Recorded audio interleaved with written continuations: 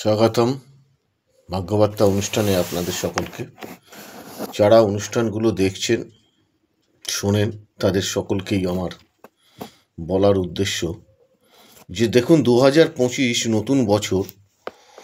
অনেকে জানতে চায় যে আমাদের মেষ রাশি কেমন যাবে, মেষ লগ্ন কেমন যাবে। সেটা প্রেমের ক্ষেত্রে হতে পারে, বিবাহর ক্ষেত্রে হতে পারে, চাকরির ক্ষেত্রে হতে পারে, ব্যবসার ক্ষেত্রে হতে পারে, সাংসারিক জীবনের ক্ষেত্রে হতে পারে। ওভারঅল বলতে গেলে একটা রাশি বা একটা লগ্ন বা একটা নক্ষত্রের অনেক টাইম লাগে।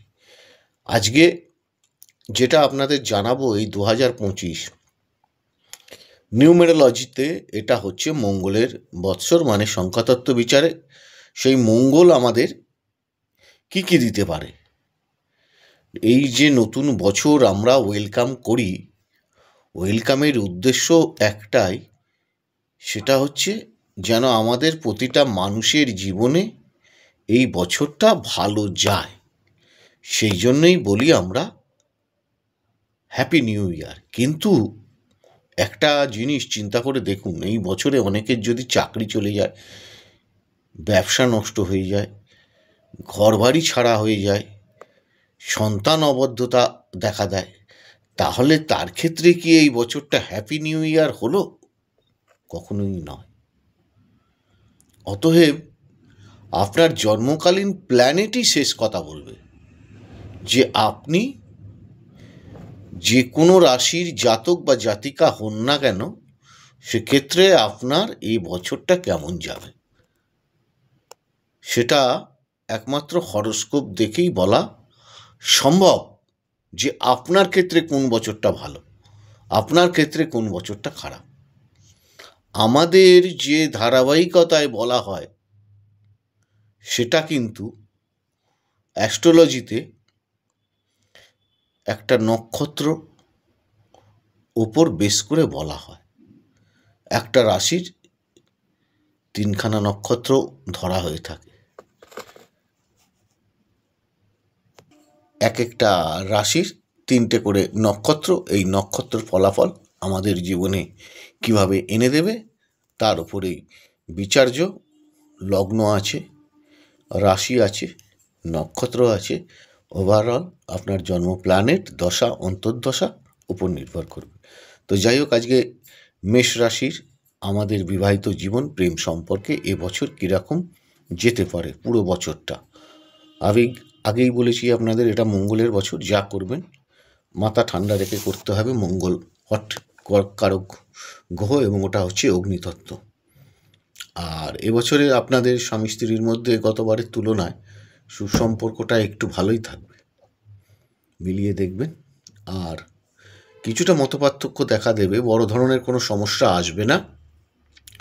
সন্তান নিয়ে চিন্তা দেখা দিতে পারে, সন্তানের শরীর স্বাস্থ্য, নিজেদের শরীর স্বাস্থ্য নিয়ে উদ্বেগের কারণ হতে পারে। আর যারা প্রেম ভালোবাসার মধ্যে রয়েছেন তাদের ক্ষেত্রে নতুন করে কোনো ঝামেলার মধ্যে যাবেন না। মঙ্গলের বছর, মাথা গরম করিয়ে দিয়ে এমন কথা বলবেন যাতে সুসম্পর্কটা নষ্ট হওয়ার সম্ভাবনা রয়েছে, সেই দিকে বিশেষ করে নজর রাখবেন। আর যারা প্রেম ভালোবাসার মধ্যে নেই তাদের ক্ষেত্রে নতুন প্রণয়ের সম্ভাবনা আসতে চলেছে। ওভারঅল সব কিছুই ঠিকুজি কুষ্টির ওপর। এবার বিশ্বরাশির আপনাদের দাম্পত্য জীবন, গাঢ় প্রেম কী হবে জানুন। বিশ্বরাশির আপনাদের সাংসারিক জীবন, দাম্পত্য জীবন কিন্তু এবছরটা কিন্তু অবনতি হওয়ার প্রবল সম্ভাবনা রয়েছে। স্বামী স্ত্রীর মধ্যে অমিল এবং বিচ্ছেদের সম্ভাবনা থাকবে।